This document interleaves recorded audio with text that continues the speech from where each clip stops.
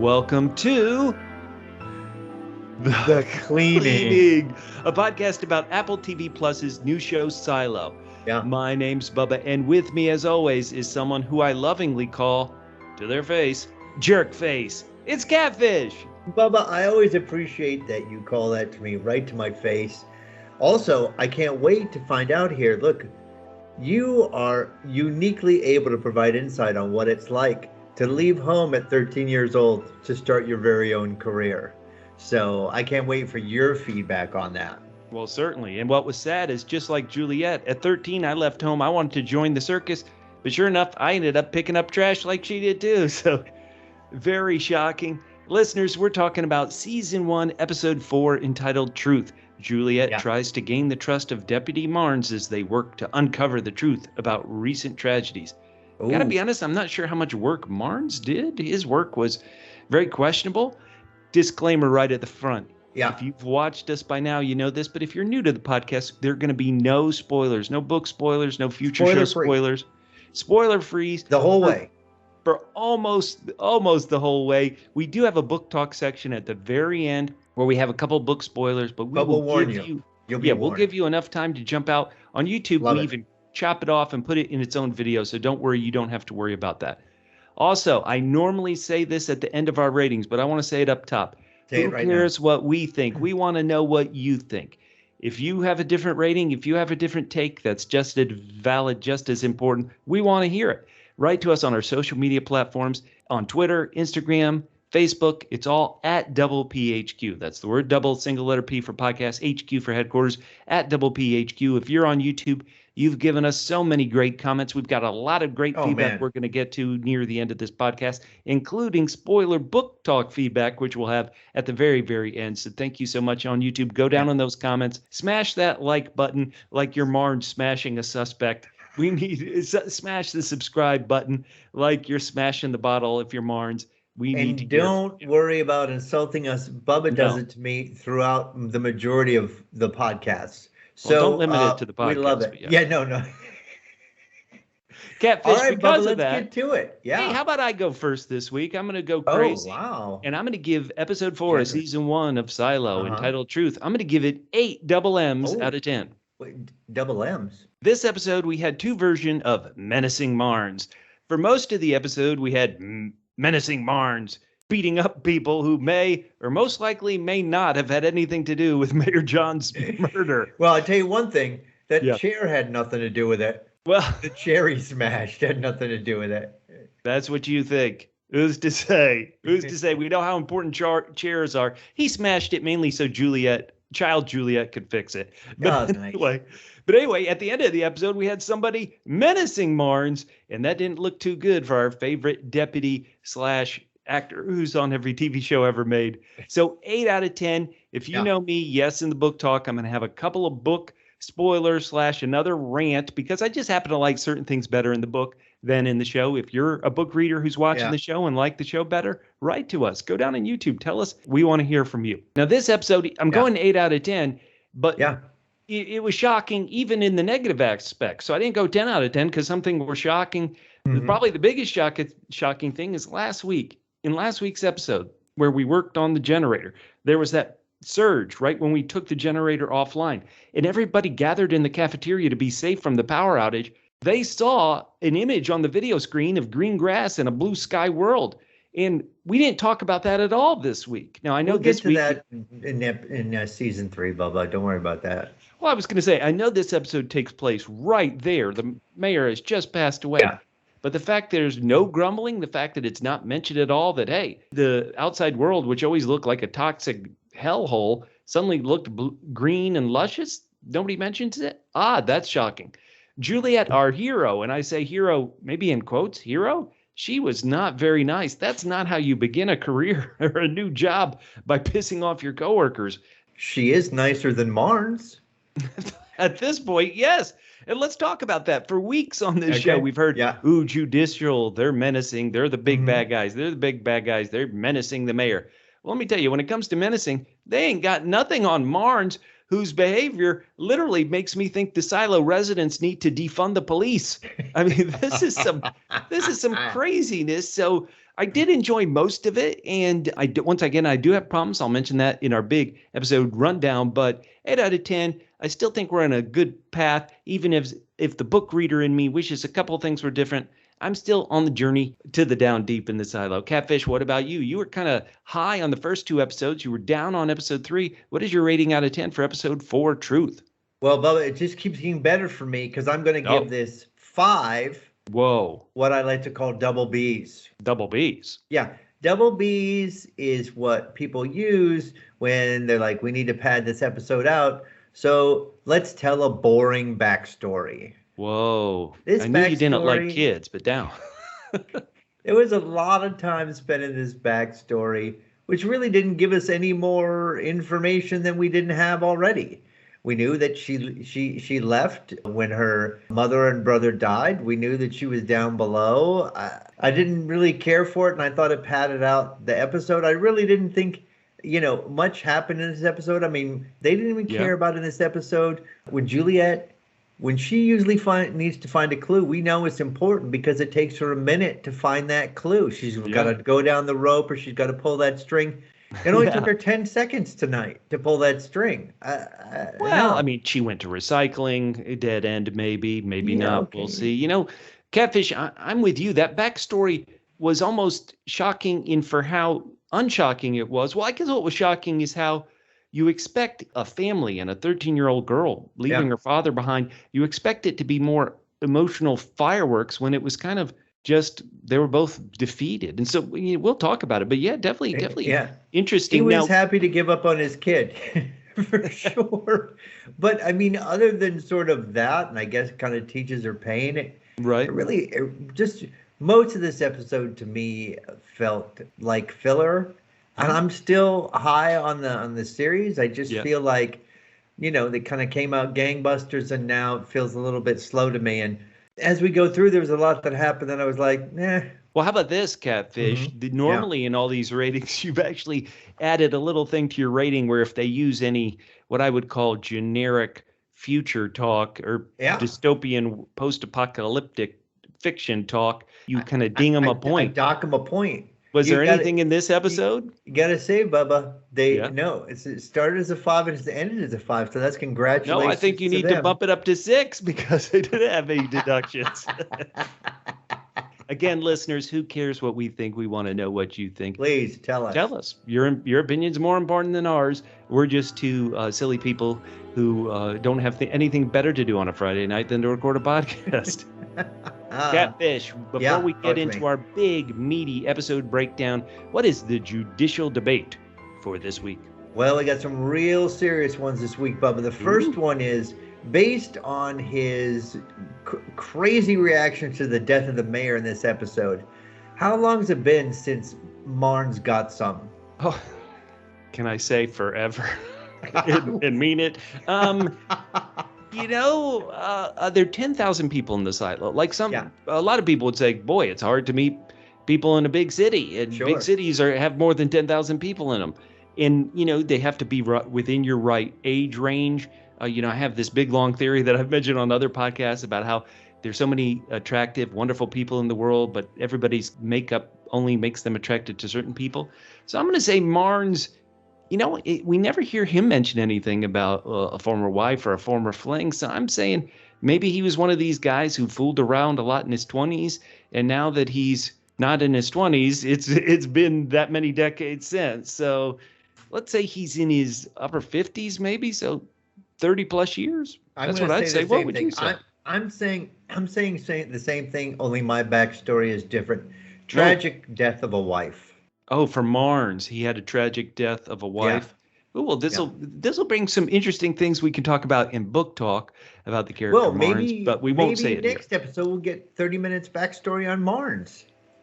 Normally, we play a second game before we dive into the episode big. What do you say we go to, better or worse? Oh, yeah, let's do it, better or worse. All right, based on the evidence in this episode, do the people in the silo have it better than we have it today, or do they have it worse? What do you say, Bubba? Well, a bit like we have it today. They're not great at recycling. But I would say one thing they have better than today is there's a lot of upward mobility in the silo. Because so many characters seem to be dying, every episode or more, it feels like in our current world in the United States, you can get trapped in your class, trapped on your level. Well, here, Juliette just moved from the lower floors all the way to the upper floors. So I would say it's better. They have a lot of upward mobility there in the silo. All right, I'm actually going to say they have it worse. Worse? Because the IT people have taken over. Isn't that the same? Okay, sure, yes. Worse. Listeners, what do you think? Was there something in this episode that made you think, living in the silo would be a bit better than this pill I have to swallow here in the modern world?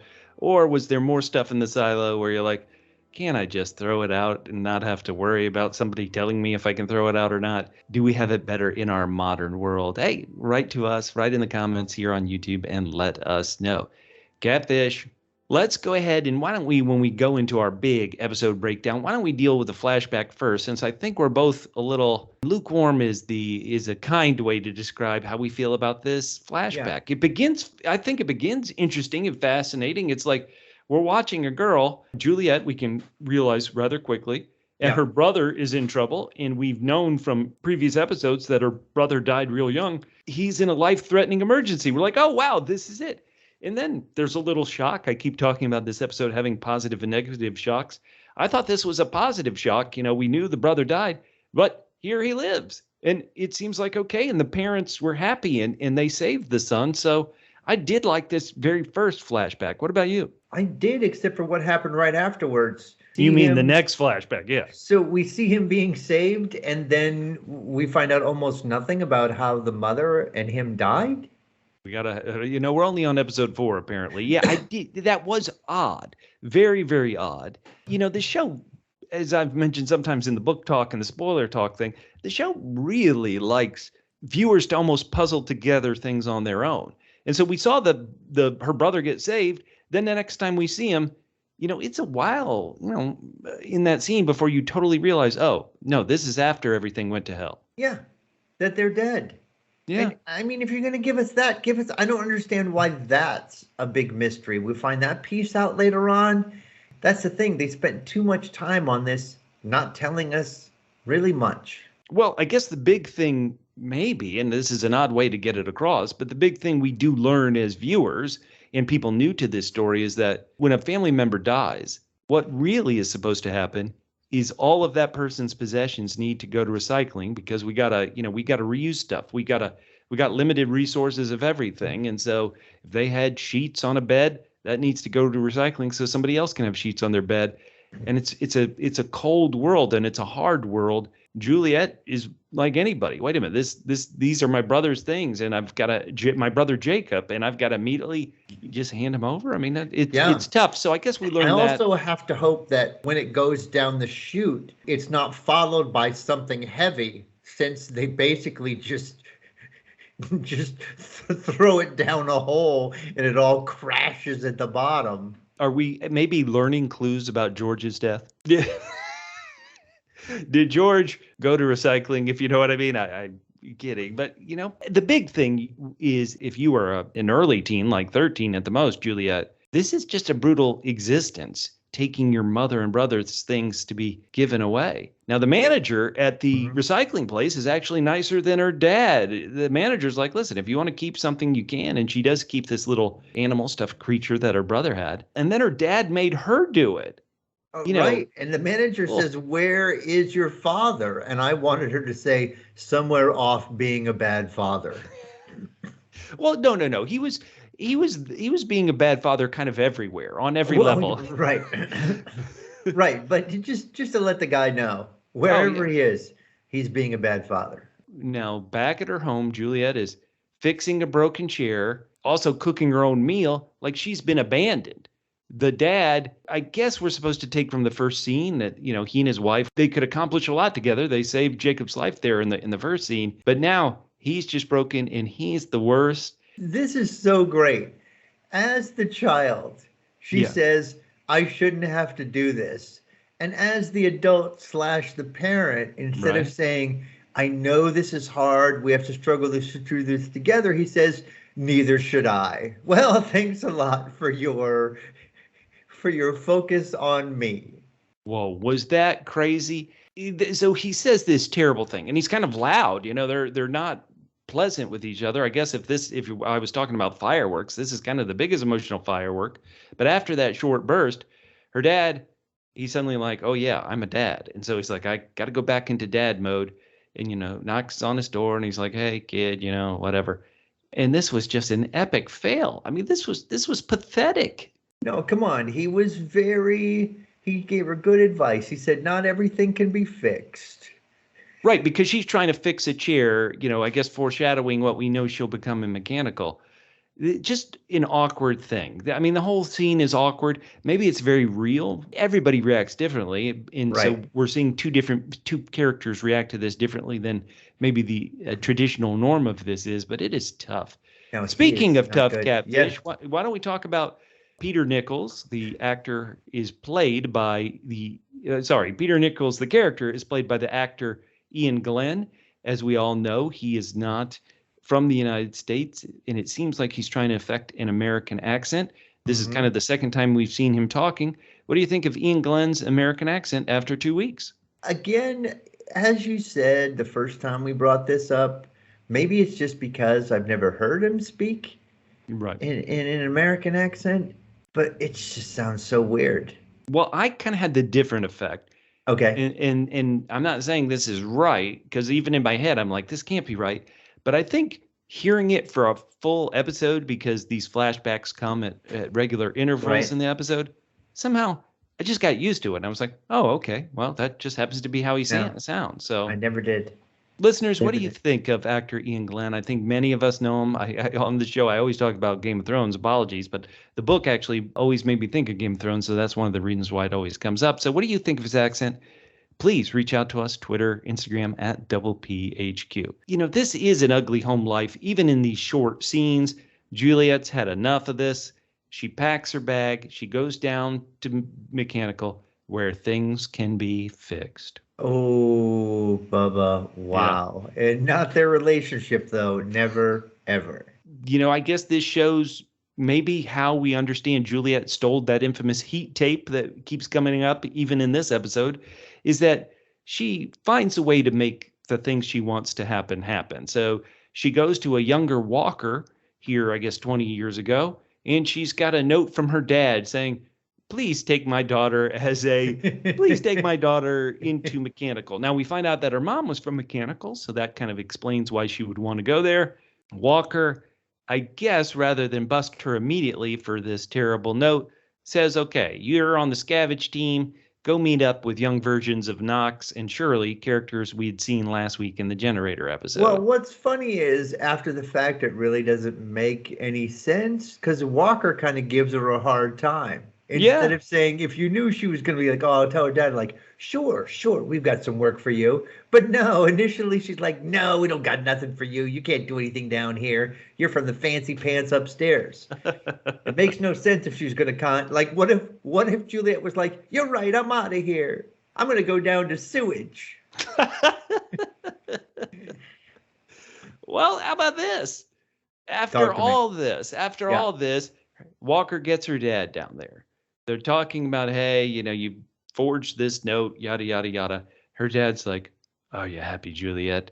And it's almost like he's nodding, trying to say, are you happy, Juliette? Say you're happy so I can go upstairs and be away from you. Right, but instead she goes through this litany of as soon as I barely got anything to eat, I'm working all day. As soon as my head hits the pillow, I can't. And then he's like, so are you happy?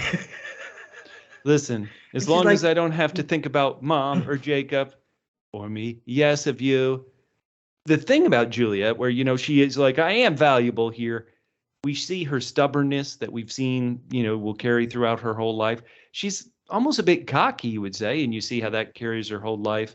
And it wasn't much, and I'm with you. I'm not sure in this particular episode how it really gave us much. We at least have now seen she and her dad broke up. And this is how some girl from the mids could suddenly be a girl from Mechanical from the down deep. We meet younger versions of the woman he's going to talk to later this episode. Again, all really not worth the time. Okay. Listeners, did you like this flashback? Do you feel you need more from this flashback? I mean, her dad and mom's death possibly maybe aren't mysterious, I guess what you could say from this, and that they just died and then she and her father broke. Because are there any other questions you have about how Juliette came to be, Qatfish? Did you even have any before this flashback? I didn't really have any before, and if I did, this didn't answer them. Okay. Listeners, once again, hey, do you feel differently? We want to know. Go down in the comments if you're on YouTube, but let us know. If you are listening on Apple Podcasts, Stitcher, Spotify, Podomatic, iHeartRadio, as we love to say. Yeah, iHeart. Smash that like button. Smash that heart button on iHeartRadio. Smash the heart button. But hey, we also could always use audio reviews for our podcast. So if you are listening to this on a podcast app, please give us a review. Tell us what you like about the podcast, what you think we could do better. This is a show we're just doing for fun, but we want to make it as valuable for you as it can be. All right, Qatfish, we got rid of the flashback. Let's get to the present, and it begins. Juliette, a messenger, a porter, a page, whoever it is, runs up to Juliette. There's been an accident. And she makes her way to the mayor's office where Marnes, head of IT Bernard, and this guy from Judicial Sims are discussing things over the covered body of Mayor Johns. They haven't even moved her body to the morgue or anything. What? I mean, this is the morgue. What do you Why mean? Do you call IT when somebody dies? Oh, you mean recycling? Yes, thank you. Recycling. Terrible. So I just thought this was crazy. They don't want to move her. They don't want to have does the silo have autopsies? I mean, what's going on here? Oh, well, we got our friendly, creepy Brazil-like doctor. I'm sure he's a jack of all trades. Well, yeah, but we also have Dr. Peter Nichols, who's got such a great warm bedside man. Oh, man, so friendly. He would be the best to deal with dead bodies. You know who's not good to deal with this in this scenario is Deputy Marnes, the person who should be good with this. Qatfish, he believes the mayor was poisoned by somebody in the mids. Rats poison. Remember last week during the powder outage, apparently they left their canteens in the deputy station there and were walking and smooching out in the stairwell. And he believes somebody snuck in and poisoned their canteens while they were out there on the stairwell.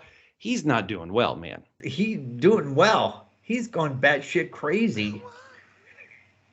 He has. He's breaking furniture and shit. I mean, I would pull him out of that job ASAP. Now, Sims and Bernard, once again, why is the head of IT there? I guess Judicial kind of makes sense. They're there to help, but you gotta. What did I tell you? In this world, IT is taking over. The fact is, they're important enough that when the mayor dies and there's no one to replace her, the head of IT becomes the temporary mayor. That's how powerful IT is. You finally some respect. He rewrote this pact. This is ridiculous. I mean, you got to be kidding me. But they're saying, listen, Marnes, we will help you, but you got to keep this quiet. We've recently had a sheriff go out for a cleaning. Just, I guess, the day before, we had no power. Maybe a couple days before, we had no power. People are very stressed. And now if they find out the mayor's been killed, this, you can't do it. And I guess what I would say is, outside watching, that kind of makes a lot of sense. If this is a powder keg of a society. Oh, yeah, absolutely. Maybe you don't announce that the mayor's been murdered publicly. No, I've been talking about how confused I was about why people were really unsettled about the police chief, and the police chief is nowhere near as popular as Marnes reminds us in one of his tirades, is that she got like the most votes in like 40 levels or all the levels for 40 years or some crazy thing he says, and so she was really, really popular, and we saw it when she went on her People tour. Yeah, no, this is a great point. So, I'm actually a big favor of freedom of information, let people know, but maybe in this scenario, you do keep it quiet. But the person you can't keep quiet is Marnes. He's going nuts. He sees Juliette there, and he's like, what's she doing here? And he pretty much tells Juliette, you won't be any help. You don't know what you're doing. You've never shadowed a sheriff or a deputy. Get out of here. Well, you know what I wonder here, Bubba? And I kind of had noted it later, but this is a good time to talk about it. Marnes is like, I'm retiring. Yeah. But why, after all this happened, and especially John's, why doesn't he want to take over and be in charge of everything? That doesn't make sense to me. Well, let me say, Marnes doesn't make any sense in a lot of this episode, so I think that's a good question. A lot of people still wanted this character we haven't met yet, I guess, Paul Billings, to be sheriff, to do this, to do that. Mm-hmm. The mayor admittedly appears to have signed the sheet that said Juliette's sheriff, and a lot of people know the mayor went down to make Juliette sheriff, so a lot of people know Juliette's supposed to be the sheriff.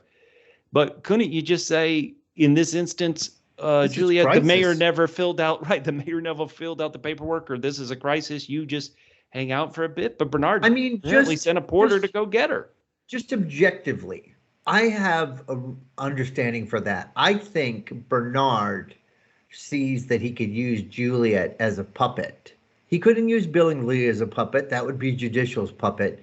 Juliette will be his puppet. Okay. That's what he thinks anyway. That's my supposition. But still, even if you don't think that there's anything nefarious going on here from other people, it doesn't make any sense to make somebody who's never been the sheriff at this point. This is a real inflection point. And how about this? Especially this person. Now, once again, I know Juliette's the center focus of the show. She's supposed to be what I call our protagonist and our hero, but to me, she didn't act like a hero at all. So, kind of after this blow up, they're like, here, go to your office, yada, yada, yada. She walks up through the cafeteria. Later, we'll meet a man who's sitting there staring at the view screen. And this character, secretary named Sandy says, are you Juliette? Juliette never asks, what's your name? So I'm not sure the audience knows the character's name is Sandy. I only know from the closed caption. And Sandy's like, okay, here are the keys. Here's your office. You're going to get Holston's apartment. This is a sweet gig. But Juliette is so kind of cold and dismissive and not a people person at all. I think in a sheriff, maybe in a deputy, you could be as cold and icy as Juliette is. But if you're the sheriff of 10,000 people and you are seen, I know Judicial's got whatever they've got going on, but you're the sheriff, I think you do need to be warmer. And this interaction was just tough. And how about when you're in a new situation, at least kind of feel it out, even if you're the boss? Right. I mean, there's this odd, I wrote out these lines where Sandy, they've already just proven they don't like each other. Juliette asks about food, once again, coldly, like not something like, hey, I just did this long walk up here. You got anything to eat? Is cafeteria still open? It was tough. But then Sandy said, I was told to restock the fridge in Holston's apartment, but I have no idea what you people eat down deep. Oh. Well, that's a little rough. And then Juliette, I guess, tries to make a joke. Children mostly, sometimes each other. This is a worst first day ever at a new job. Well, Juliette, it strikes me that Juliette took the wrong message from the way her father was. She's like, my father's very unemotional. Yeah. So what I'll be is very emotional, but like an asshole emotional. Well, I mean, she is, once again, she called out this character, Sandy, and said, aren't I your boss now? I mean, dang, Qatfish, throwing your weight around, huh? Immediately, Juliette is like, she shows she's going to be great for the silo. She's like, give me the file on George's desk and shut my damn door. Oh, yeah, how about this? And, oh, wait, there may be some files in where the guns are. Give me the combo. That's like one of the first things you ask for. Where the guns? I mean, this obviously proves that the series is set in America. What I noted in this interaction, admittedly, she doesn't know Shirley, and Shirley's emotional because of Holston's death. I think we're supposed to understand. But Juliette, even to her closest friend, who I think by this point in the series we think is Walker, the old woman who fixes stuff, we've seen Juliette be real mean to Walker at times too. So Juliette has got HR's got to pull her aside and give her some lessons, man. Whoa. I think HR's got their hands full with Marnes. Yeah, that's a good point. Now, where's the Citizens Commission on Police Violence? Do they have one of those in the silo? Let me say, we're going to get to it in a bit. One moment, I went 8 out of 10. So there were a lot of things in this episode I liked. And one thing I did like is that, if you've always heard, hey, somebody's going to be sent out for a cleaning, we haven't seen anybody ever tell her this. but she immediately knew, holding cell holding cell 3. That's the holding cell where if you're in that one, that means if things go poorly, you're just going to walk across the hall and outside. So she goes to see that, and I did like that. Ooh. And then if you're a single person like Juliette without a partner and without any kids, Holston's apartment is great, man. Look at this place. This is roomy. I love it. Hell yes. It is so nice. But then she sees a note to return any unwanted items to mechanical, which of course brings us back to the boring backstory. And But then it gets to, I think, my favorite interaction in the show. Yeah. Is she wakes up from that flashback. Bernard's at the door. He's there to swear her in. And then what I love here is it's so true. He tells her not to fix stuff in her office because she will piss off the mechanical union. And listen, she can do whatever she wants with Sandy, the mayor, the judicial. Yeah. Do not mess with the unions, Juliette. Listen, Teamsters are tough. That's right. Now, why I like this interaction so much is these two characters, outside of the brief scene earlier in the episode in the mayor's office, this is the first time, admittedly, they're not alone. But, somebody's holding the pact instead of the Bible for her to swear on. But it's the first time when Bernard, who we've seen as this prickly guy, even when he's being given brandy, he's kind of prickly and kind of, particular and all this stuff.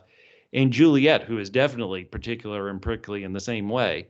And they're coming the first time they're really together. And I did really like this scene. And I wrote down these lines directly from the episode. Juliette, it's funny, you're swearing me in when you were the one accusing me of stealing heat tape.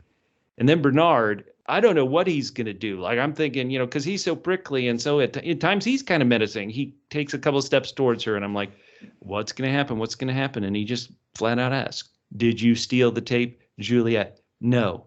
Beat. I appropriated it because we needed it.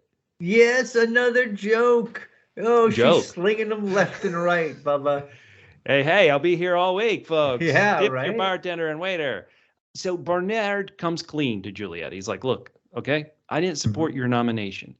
And I guess in what I thought was kind of a menacing tone, he's like, I'm the temp mayor. You're the brand new, inexperienced sheriff. We need to let bygones be bygones. So right. Qatfish, we always talk about this. You read the book decades ago. You probably remember very little from it. What are your thoughts on Bernard? To me, I think if he was truly a power player, he, as I mentioned earlier, he could have cut Juliette from being sheriff entirely. Marnes didn't want her. He wouldn't have had anybody to fight other than the mayor who was left this world. But he didn't. He even sent a porter to go get her. You mentioned a puppet. I wonder if like there's 3 power centers here. Okay. And they're going to they're giving us lots of clues here that IT is a power center because usually we wouldn't think of that like politically. Yeah. Right. There's that, and there's sheriff, and there's judicial. That's my only thing that makes sense to me is that he thinks he will be able to control her rather than Billingsley, because if Billingsley comes in, then it's judicial that has 2 legs of the power center. Okay. No, it still doesn't really make full sense. Well, doesn't he have 2 legs though? If he's somehow mayor, we don't know if he has to leave being head of IT, but if he's the mayor and the head of IT, it's like he already has a leg up. And then you're saying if he got the sheriff. Well, that's true, but he's not going to be mayor forever. So Okay. Yeah. Right. This episode seemed to hint that 2 prickly people in Juliette and Marnes could actually work together and be partners. Could you see 2 other prickly people in Juliette and Bernard working together and being a team in some ways against Judicial or whomever? Bernard doesn't seem like the kind of guy who's into teaming up. No, but I'd say Juliette isn't exactly either. I guess she does have Walker. No, even her thing with Marnes is very transactional. Okay, all right. I'll help you. You help me. Listeners, what do you think of these characters? And we'll talk about Sims in a bit, who we've kind of seen throughout, but not much time, and we don't really understand their wants and needs, or maybe we do. What do you think of Bernard? Once again, let us know. Now, okay, we got to place. We haven't even met the head of Judicial yet. Why are they saving the head of Judicial? Oh well, I have a question about that coming up. Unless I misunderstood, is a woman. That's what it's implied, yes. Because they say she when they mention Judge. Right. Judge's name. And I don't know whether I'd heard that earlier. This is the first time it occurred to me in this episode that Judicial was headed by a woman. We have a jump cut here to once again explain what Juliette cares about. It's like, place your hand on the pact and repeat after me. And we don't even hear her recite her oath of office to become sheriff. We just immediately cut to, I've got the combo to the safe. Who cares about the guns in there? I'm looking for George's files. She and Sandy, the secretary there, are still ice cold. Another warm interaction. I mean, oh my goodness. And then Sandy tells Juliette, hey, Juliette, Judicial says they don't have a file on George. I think maybe by the end of the episode, we're supposed to believe that the only file on George's death, which everybody did think was a suicide, was the one by Holston. So, we'll see. And then Juliette, she's looking through the files. She's got the radio on her desk. And she keeps gets on the radio, mids to central. Maybe no one told her, hey, Juliette, you're central. Right. But now, she does find this note that I want us to solve that Holston wrote that says, double the flowers in front of the mirrors. But Qatfish, she's hearing this, which obviously sounds like, hey, this is an important police thing. She turns the radio off. She is a terrible cop. She's the sheriff. Holy cow. Sandy has to come in and remind her. And she's like, well, shouldn't you answer that? Right. Yeah. I don't know what I'm doing, Sandy. Shouldn't you? Sandy's like, listen, there's trouble with Marnes. We cut to Marnes, and he's inspiring an N.W.A. song. I mean, this is not, I think if we're the audience, we like Marnes after 3 episodes. We probably kind of still liked him at the beginning of the episode. But when you are extrajudicial, your favorite term, justice as a deputy, man, this is not good. Holy cow. I mean, seriously, his hormones have driven them off the edge. He's just full on punching the hell out of this dude. And later on, he's like, hey, he poisoned somebody a few years ago. And they're like, yeah, but not with rat poison. Oh, yeah, he's like, poison is poison. I'll beat the answer out of him. I mean, oh my goodness gracious. Have you ever had anybody love you this much, Qatfish? Who is your Marnes where if you get poisoned, they will scorch the earth to find who did it to you? Ms. Qatfish will do that. Oh, really? Okay, that's good. Unless Ms. Qatfish does it. Well, that's the act. She's like, I'll find out whoever did it. Yeah. I'm going to work with O.J. Simpson. Yep. Teamed up with O.J. We'll find the real killers. We did it. Listen, I like Marnes, but you can't be doing this. And Juliette, for as tough as I've been on her, it's not exactly warm and cuddly, but she is saying a lot of the right things to Marnes here. She's like, maybe there are better ways to go about this than what you're doing. Marnes doesn't care. So she has to give him a verbal previously on recap. Okay, Holston and I were this, then we did this, then we did this, then I found this badge that said truth on it. And that reminded me. Do you think that's a clue? And I just wanted to say, I don't know. I mean, it's just. And then I thought, Bubba. Yeah. How did he do this? How did Holston do this? How did he go to did he go to a machine shop? I mean, did he sit in his office for hours and do it? Days. All of a sudden, I wondered about, technically how he did it.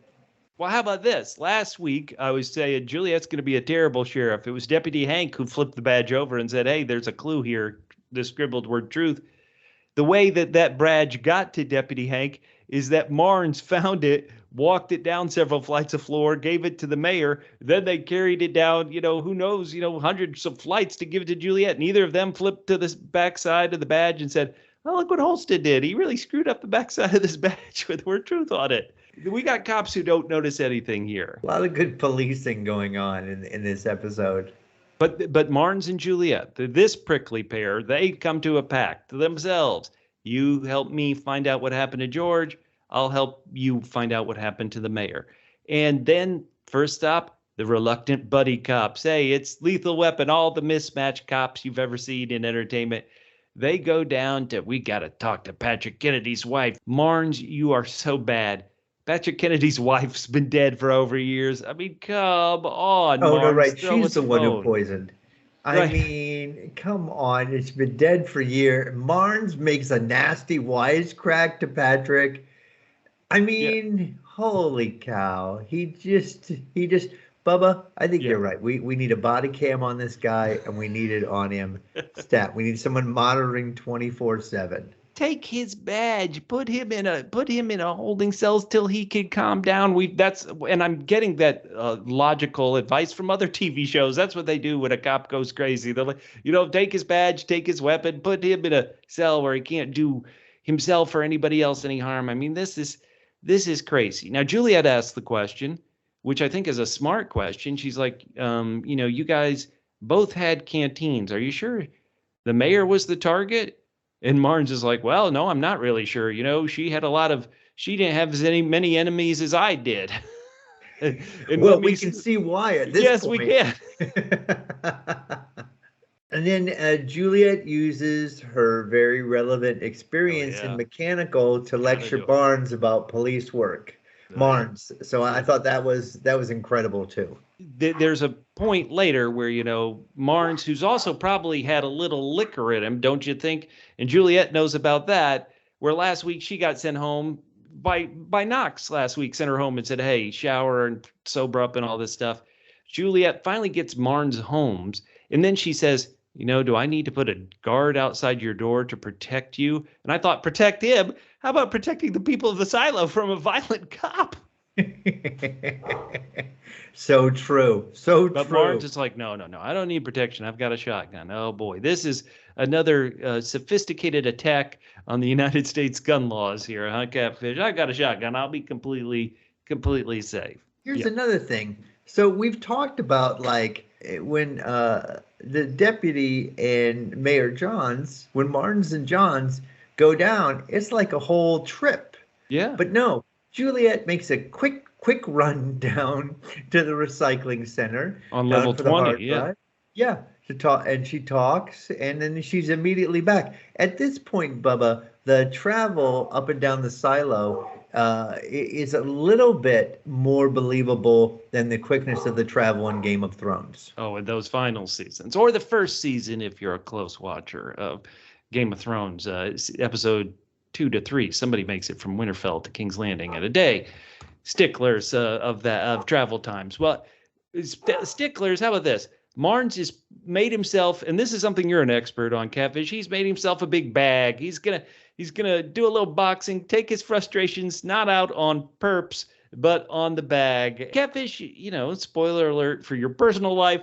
You've done some boxing. Tell us about this. How was Marnes' form as he was beating up those imaginary punks? For a guy who apparently has beaten up a lot of, you call them perps, I call them until proven guilty, right. innocent people. Right. But he does seem to have a kind of a wild swinging style. If you take out some of the perps' friends on that wide swing, 2 for 1 punch. His enthusiasm, though, is noted and appreciated. Now, Rob Sims, who we really have not met much, we've kind of seen him delivering strawberry shortcakes, and things. He shows up. Marnes is a mess. And I noticed this, once again, I'm talking about how the silo must have limited resources. Sims shows up. And he immediately goes over to Marnes' fridge and gets himself a drink. Just help yourself, Sims. He did. Oh, not only that, he casually slams Marnes. And so, yeah, Bubba, I might be Team Sims now. I think I'm Judicial. Team Sims. Team Judicial until further notice. Well, just as you said, a lot of talk about him. So far, I'm seeing a lot of misbehavior by the people that we are supposedly on the side of. So until Judicial shows me their face, I'm going to, unlike Marnes, consider them innocent before I see any evidence. Man, I'm going to send Marnes over to your house for speaking such blasphemy, and he'll teach you what it is. Now, Sims, Qatfish, maybe you're right. Maybe there is this odd power play between Judicial, the sheriff and mayor's office, and in IT, because Sims has this odd thing where he says, you want to lose something forever, give it to data management. Huh. Ouch. But he kind of, it was good. You want to get rid of that thing? You want to lose something forever? Give it to data management. It's like, huh. Now, Sims also, they love this guy, Paul Billings. And so Sims has got good news. Marnes, if you sign the paperwork, we can somehow undo Juliette as sheriff and put this Paul Billings in the job. But Marnes, just based on their slight warming up, he's like, I'm not going to do it. The fact that he's got someone who's going to help him investigate the mayor, because everyone else is like, well, you can tell that everyone is like, the fact that she's dead is bad enough, but if there's an idea that she got killed, that would really be horrible. So Marnes can tell through his crazy, drunken, red-eyed rage. Yep. This is going to get swept under the rug. So now he needs Juliette. So he doesn't do a super great job of telling Sims, of like coming up with a reason why Juliette should stay. But that's his idea. Sims says the judge wants Paul Billings. Judge Meadows. And Judge Meadows wants Paul Billings so much. I've got to confirm that Judge Meadows isn't the mother of Paul Billings. Like this is could be. This is pretty good. Says, I don't work for the judge. Sims says, but we all work for the good of the silo. I just want to say, Judicial, again, innocent. Right. But shortly after Marnes once again rejects Billingsley, he gets the ever-living crap beat out of him, which, well deserved. Now, Juliette, she's going back to her office, walking through the cafeteria, and she sees that guy she saw earlier at the table. We find out his name is Lucas as he introduces himself, and he's her Juliette. You mean like the play Romeo and Juliet? And this, I guess, great world building detail that, once again, why did I go 8 out of 10? I did like this world building detail. Lucas is like, oh, the play, they don't perform it anymore because it may have been written by a rebel. Oh, I wonder if that's why Juliet's parents misspelled her name. The rebel, the extra T and E. Right, like, we're not related to those rebels from 140 years ago. To hell with them. Do they really think people spoke that way 140 years ago? Well, they do put on plays. Remember back in Founders Day celebration, they had that great play. Marnes is out drinking. We see some rules, and this is, once again, great world building. If you have a silo that's 140 plus floors, you don't want to drop anything down on the fan like our boy George. It. Right. And so, he's like, I'll hold my bottle over the railing. To hell with you. He gets his own flashback to the mayor and their kiss, and he's remembering her speech. And this here's some great, because we hadn't seen any of this before. Oh, no, wait, I'm sorry. We just saw it last episode. So cold, Qatfish. Now here's a moment that shocked me, I think in a bad way, though. Like, he overhears Juliette and Walker talking over the radio. But we just found out last week, Walker is not supposed to have a radio. This is a big deal. But is he too drunk to realize that Walker isn't a deputy? I mean, he's pretty far gone. But in that conversation, what he's hearing is kind of code between Juliette and Walker to say, hey, Juliette's telling Walker, I think I found an ally in Marnes, he rightly realizes. And then Walker says she may have made progress on the thing being that camcorder that was one of George's relics. So a little bit of minimal story movement on that end, Qatfish. Juliette returns to her apartment, sees the flowers, and okay, Qatfish, let's figure out this clue that Holston wrote. The note he wrote said double the flowers in front of the mirror. But wouldn't a mirror naturally double the flowers? So what do you think? What do you think Holston is trying to get Juliette to do when he says double the flowers in front of the mirror? Now, edit. Oh my goodness gracious. Terrible. Speaking of terrible, Marnes has been terrible all episode. And somebody, either the people who poisoned the mayor or somebody who's just pissed off at him, attacks him in his apartment, dude.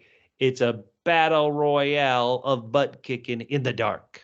I love it. And since it's the dark, we can't tell whether it is the sleek, black-wearing Sims or somebody. Well, it wasn't Sims. You could see his face at the very end. It was like not somebody I recognize. Somebody from Judicial or somebody he hurt without impunity due to his status as a deputy. This was the U.S. gun thing I thought was kind of funny. He runs to get the shotgun, the thing that's supposed to protect him, and the guy who's attacking him has the shotgun somehow.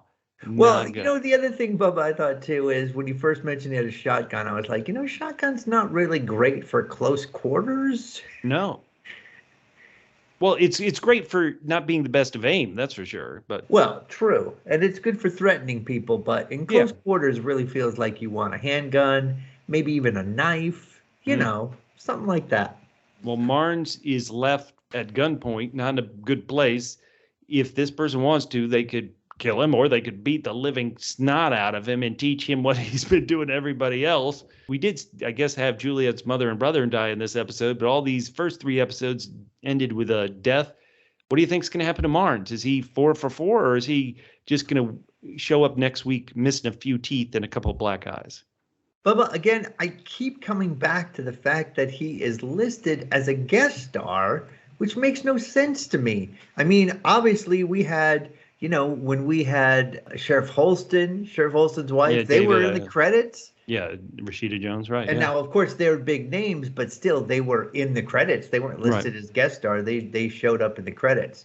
So I can only assume that you can't really get away with making someone a guest star if they're going to be in all the episodes. So it's sad too, because I'd like to see these two son of a guns work together. You mean Marnes and Juliette, or Marnes and the guy beating him up? Either way. See those two guys. Either way. Well, Qatfish, in the streaming world and in the world we're in now, for people listening to this in the future, we're currently in the middle of a big Writers Guild of America strike, and it feels like SAG may also be having some striking. The directors may, there's a lot of strife. And so, you hear that Apple, which is obviously spending a ton on Silo, has all the money in the world. But I guess what I would say is I'm not sure you can read anything from the credits other than it's a crazy world, and how in the world is Will Patton not in the opening credits? You're right. I don't know. I just don't know. The real progress, when we're talking about story progress, is that rattling noise, the noise that Juliette said, "Oh, I'm from Mechanical. I like a noise rattling when I sleep and when I live." It turns out, no. It was the wire. We've had so many things at the end of the wire that leads to the file on George's death. Dun, dun, dun. I love it, Bubba. I was just disappointed that the string was so short and that it only took 10 seconds for her to pull it up. I also love that we saw the file, but we don't know what's in it. So basically, they're letting us know that something interesting might happen in the next episode to cover for nothing interesting happening in this episode. Hey, stone cold. Qatfish, hey, I gave it a 5 out of 10, so that's true. I gave it a 5, so I did like some of the interaction. I did like some of the interaction, some of the building of the mystery, which is what this show really seems to want to do, is just questions lead to more questions. What did you think? Again, that's what's important. Qatfish, we've covered the episode, but those guys in Judicial, they wanted Paul Billings to cover the episode, so now we've got to have another debate. What do you have up? All right, Bubba, this is another personal one, and sometimes I like to ask these personal ones because I like to hear the answers from our listeners. Yeah. So this one is Juliette's father's parenting skills are the worst. Oh, terrible. Now, look, I can't imagine what it would be like to be a parent. I decided early in my life I didn't want to be a parent. Sometimes you do things, you're at the end of the rope or whatever. Yeah. But then sometimes you do some things, and for some reason your children never forget, and they bring it up. What's the one thing that you remember your parents doing that was inappropriate, or they were just whatever, and that you never let them forget about, Bubba?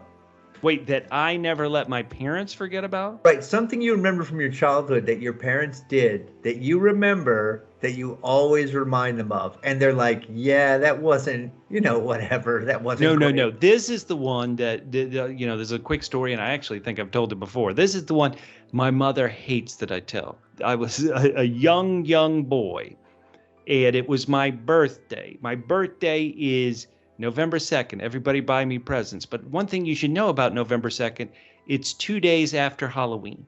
So my mom was divorced. She's a single working mother raising 3 kids, yada, yada, yada. It's my birthday, and I'm excited for, what's going to happen. My mom brings home a cake, and the cake, sure enough, said Happy Halloween. And my birthday's 2 days after Halloween, and it's on the day of my birthday. And the cake had been priced $12. You're like, okay. But that was partially covered with a sticker that said $10. That was partially covered with another sticker that said $8. But that had been crossed out with a pen, and someone had written $4, and that was covered with yet another sticker that said $2. So this was a cake that was 2 days old after Halloween, and they'd marked the price down to $2. And that's what I got for my birthday when I was a young kid, when birthdays are so important. And so I always kind of mention this story to my mom, and I always add that caveat. I'm like, Mom, you are a working mother on your own. Right. You know, but it like scarred me so much. I hate birthdays, so you don't have to get me a present on November 2nd. But my mom, anytime I tell that story, oh my God, she explodes. She's like, yeah, you never let me forget it. Geez, I got you. It was still good, right? You know, oh my goodness. So that's too personal a story, Qatfish. What about you? What do you got? I love it. I have two very quick ones. One, okay. I always remind my mom about a time, I think it was Christmas Eve. Ooh. And I was sick. But apparently she thought that I was like overdoing it or something. So at one point she came in and she told me, if you don't stop coughing, Santa's not going to come. Whoa. She would make a good couple with Juliette's dad in this episode, Qatfish. Yow. And then one time I'm competitive and I got it from my dad, who one time when I was young and we were playing just Monopoly together, the two of us, he said to me at one point, he tried to get me to do this trade that was very disadvantageous to me. And he said, well, if you're not going to make this trade, we might as well just quit playing because no one's going to win and it's just going to go on forever. And Bubba, shortly before he passed away, he apologized for that, even though I never told that story to him. I told that story to my sister. I told that story to my friends. I never told that story to him. So he apologized. I hope he won with that trade. I hope he won and then took all your money and all your property. So anyway, listeners, if you have a great story that you never let your parents forget about, and God knows, if I had ever been a parent, my child would probably have about 35 of these stories. So let us know. We want to hear it. Yeah. All right, Bubba, this is the section which I like to call Double Q. Wait, you double...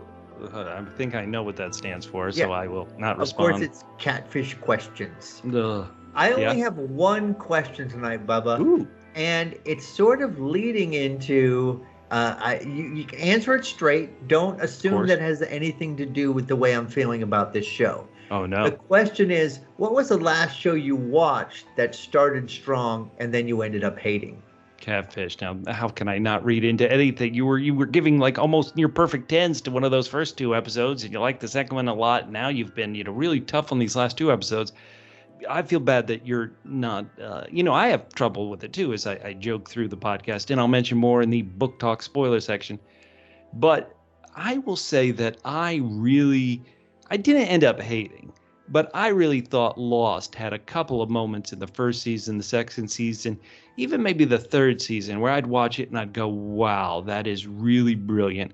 In like almost every time I thought that, it would follow it up with an episode where I thought, okay, you're not really that brilliant. You came up with a great scenario, but it was like coming up with a great scenario. It's like holding a gun to a cat's head is what Lucas always said. If you just want to add tension and drama to a movie, just put a gun at a cat's head. But then what are you going to do? I guess you're going to kill the cat, or you're not going to kill the cat, and then it's anticlimactic, whatever. You kill the cat, the audience hates the thing. So Lost, I know so many people online and so many of my friends loved Lost.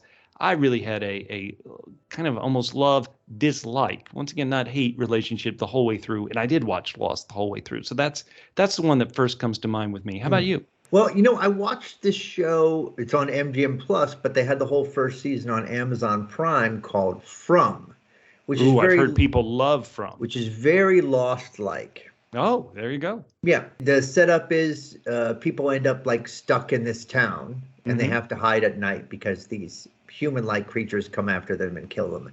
And I just thought it was very fascinating. And by the end of the first season, they've only started the second season. By the end of the first season, I hated every single character in the show. There was a lot of yelling and a lot of interpersonal stuff that I didn't care about. And so I was like, I don't need to have MGM Plus for season 2. I hate all these people. No, Qatfish, once again, we say, everybody's got opinion. Everything's valid. Yeah. I know so many people who are still enjoying From in season 2. So good. I understand, good, more power to them. We're going to hope that this show, Silo, doesn't end up like that for anybody on this podcast listening to it, us, for the world. We want the best for this story that when we read the book, we both really, you may not remember it, but you did like the book a lot. Yeah. So Oh, yeah, absolutely. So that's what we're going to hope. Listeners, the most important thing we always ask for is your feedback. We live off it, and we got so much this week. We're just going to go forever, and we'll try to burn through it as quick as we can, but you guys bring up great points and great questions that we'll talk about. So let's dive in. Our first feedback is from YouTube. It's from Massey81, who just was kind enough to say they subscribed to this. They're really enjoying listening to our views, and we make a great duo. Thank you so much, Massey81.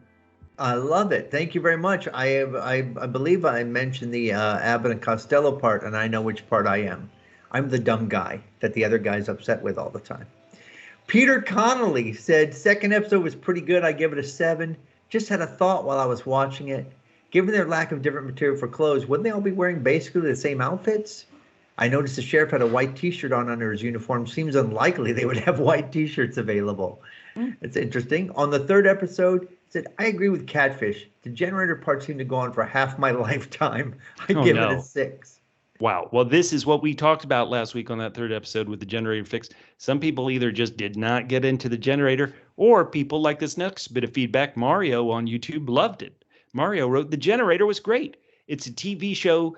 Things from the book have to change. Not everybody's read the book. Mario did write, and please, for the love of God, please stop saying Baba all the time. I think he means Bubba. So, I think so. But he said great podcast either way. Either way. Thank you, Mario. All right, good. I'll try to say your name less. Lisa Drone says, weird. I love this episode and seeing them fix the generator. Oh, good. Can't decide whether to watch the whole TV series, then read the books, or read the books before the series end. So far, loving this series. If you're loving it, Lisa, yeah, if you're loving it, Lisa, just stay with the show is what I'd say. Stay with the show and then read the books afterwards. You'll end up getting caught in the place where Bubba is, which is like, why aren't they doing this? Why aren't they doing that? And well, yeah, it's. I know you're saying you're making good points as far as the points you're making, which I won't go over because those are spoiler points. I think you're making good points, but if someone's enjoying the show, watch the show and then read the book. 100%. Caroline on YouTube said, no way did Mayor Johns commit suicide. Now, she's writing that because Qatfish kept joking last week that the mayor had committed suicides rather than make out with Marnes again. Now, Caroline does ask or say, to me, it seems like the mayor was poisoned, or maybe it was by accident. Well, Caroline, this week we found out it was definitely poisoned. You were correct, and we're going to assume not an accident. So Thank you so much for the feedback. Michael Tucci says, I am walking lockstep up the long spiral staircase with Qatfish on this one. Whoa. Episode 3 was a bit of a dud for me. Huh. I found myself completely disengaged with the generator storyline, and that disengagement led to bitterness. Oh, no. And that bitterness led me to fixating on the bad accents of several of our characters. Uh-oh. I loved episodes 1 and 2, and I'm hoping the series can rebound quickly. Otherwise, the Apple TV Plus executives will find themselves saying, hey, what happened to our dedicated viewer, Michael Tucci? He gone. Qatfish, Michael is doing you and Miss Qatfish's catchphrase. I told Miss Qatfish. She was very proud. Wow. Thank you so much, Michael. And Michael, I hope you like this episode a lot more than I did. I hope for you. Yeah, I hope everybody loved it. This is going back up. Here we go. Now, I hope I'm pronouncing Alice, correct? They wrote, as a network engineer in a world of corporate IT, I laughed at the people in the silo not knowing where the steam comes from. It's like I tell IT security, the storage team and leadership, if by more bandwidth you mean more magic, then yes, I can upgrade the magic instantly at no extra cost. Now that's pretty funny. You know what, though? I bet for Alice would say, well, she would completely disagree with me. She would say, this world is better because IT is finally in charge. Oh, there you go. There you go. All right. Yggdrasil 42 says, I enjoyed the first 3 episodes, read the books years ago, so forgot enough that I don't notice any changes they made for the TV series. It's not just me, Bubba. I enjoyed the generator part. What broke my suspension of disbelief a bit was that it apparently could run without the outside panels. Where does the steam go? What are the fan blades for if there's no steam flowing over them? I also can't imagine there's no bypass for the steam pipe. As a book reader, I know about the history of the silo, and I can't imagine the builders didn't think of that. I'm mechanically too stupid. You say it works. Hey, it works. It didn't work. Yeah. It didn't work. You can hand wave all you want at me. YouTube user by the name of Christopher Smith wrote a real short but interesting bit of comment. He said, to him, Silo kind of feels like The Expanse, but set underground. Now, Qatfish, did you ever watch The Expanse? Because The Expanse, for me, was a show that kind of had a weak season 1. But season 2 and season 3 of The Expanse were incredible TV. So Christopher Smith, in a lot of ways, I hope you're right. I hope Silo has a great season 2 and 3, just like The Expanse did. All right. Well, let's see, Bubba. Yeah, let's see. Let's see how they do with the first one. All right. And we got some feedback on Twitter too, Bubba. Great. Troy G said, I love the 3rd episode. The score was great. Reminded me of Frostpunk. Ooh, boom. I don't know boom. Frostpunk. I don't know. Everybody check out Frostpunk if you love the music in the 3rd episode, according to Troy. All right, but we got 2 big loyal listeners. Go ahead. Love it. Camille at Harley Camille on Twitter. Wonderful loyal listener. She wrote, I thought it was odd to spend so much time on the generator. But of course, she had just read that part in the book. And so she think it may have taken the intensity out of it because she had read that part of the book. And so she's thinking she might hold off on continuing to read the book because of this scenario that just happened. I understand. Harley Camille, let me say I love the book. It's one of the greatest books I've ever read. So if you're enjoying the show, that's what I'd say. If you're enjoying the show, stick with the show. If the show, give it maybe 3 episodes to leave you cold and then try the book. I just love the book beyond belief. I think if you read the book, if you read the book, I don't think it's going to help fill in things. I think you're going to end up at the point where you're just frustrated that the things that are cool in the book you're not seeing on the show. That could be. What did Holly Huntpants say, Qatfish? She said, I haven't read the books, but after being confused by what was happening in the first 2 episodes, I was wary of digging into the mystery. Oh. The generator action made me interested again when I was close to giving up. So there you go. That is pro generator scene, Bubba. Love it.